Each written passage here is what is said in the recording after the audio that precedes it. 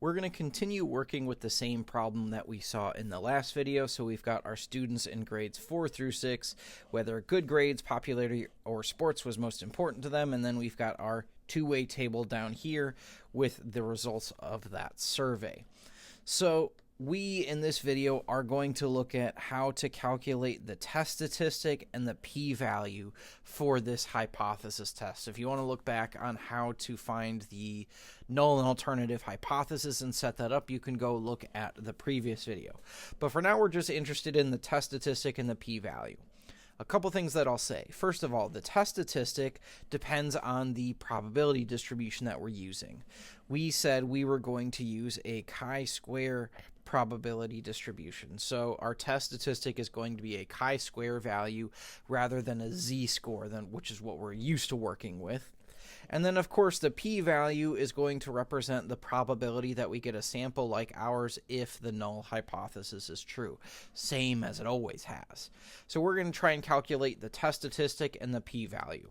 Now, we saw how to approximate the p-value using the table, but if we could, it is nice to be a little bit more precise. And I'm going to be 100% honest with you. Calculating the test statistic by hand is quite tedious to do. It's a long process. It's easy to make a mistake. It's generally not something I would advise you to do by hand unless you had to. So in these instances, it's going to be much, much easier for us to use our graphing calculator. Now, in order for us to do that, I need to basically enter this two-way table into my graphing calculator before I can go and do the hypothesis test. One thing that I will mention before I do that is when we enter this data in, we don't want to include our total column or our total row. We don't really care so much about that for the data entry, which means we're going to want this middle 3x3 section right here. That's what we're looking at. So let's see how we're going to enter this data in. Let me hop over to my calculator. And so we need to use our matrix menu in order to calculate this, in order to do this type of hypothesis test. So in order to access the matrix menu, I'm going to press second and then x to the -1. This will take me to my list of matrices. I need to edit these. So I'm going to arrow over to the right by 2 spots, and I'm going to choose that very first matrix, number 1, matrix A. And what you'll notice is we don't have enough spots for our data. Right now, this is a 1x1. So we need to make it bigger. The first number that you'll see right there that it's currently blinking on represents the number of rows that we have. So if I was to change this to a 3, I should see 3 numbers stacked horizontally on each other. So that's what we see right there, 3 zeros.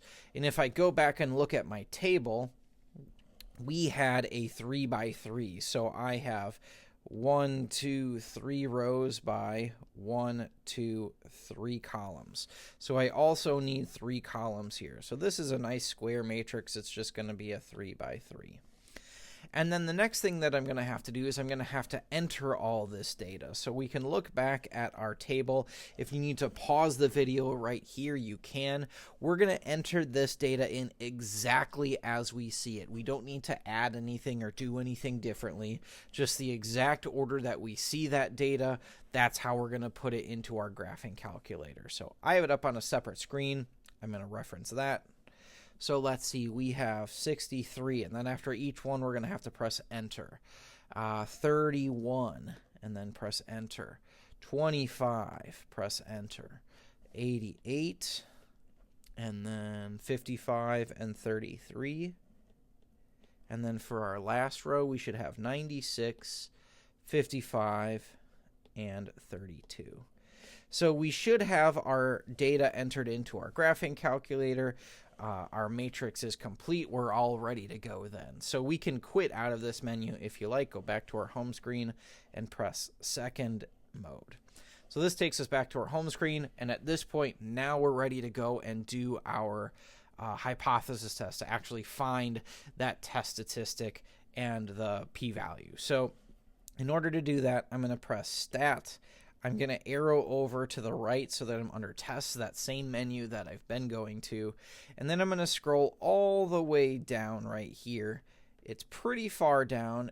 we're going to go to option C, which is our chi-square test.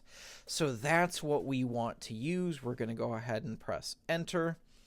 And at this point, it's going to ask you for just a couple things. You just need the observed values, which this is the data as we see it. This is the results from our survey or whatever it is. We put those into matrix A, and as long as you put those into matrix A, we never have to do anything else right there. So that's really the only one that matters a lot. The expected value, the calculator is actually going to find some expected values for us, and it's going to put us, in this case, into matrix B. We don't care so much about that. We just want the p-value in the test statistic. So then at this point, we can go down to either calculate or draw. Both should give us the same information. If I choose calculate, it will tell me my chi-square value right there is 1.3121, and then the p-value right below it would be 0.8593. It also tells me the degrees of freedom for. So if all I'm after is the test statistic and the p-value, that's it. That's good. If you want a representation of what that p-value looks like, though, if I go back into that menu, if I press set stats, arrow over to the right so that I'm under tests, and then remember we want to go all the way down to option C.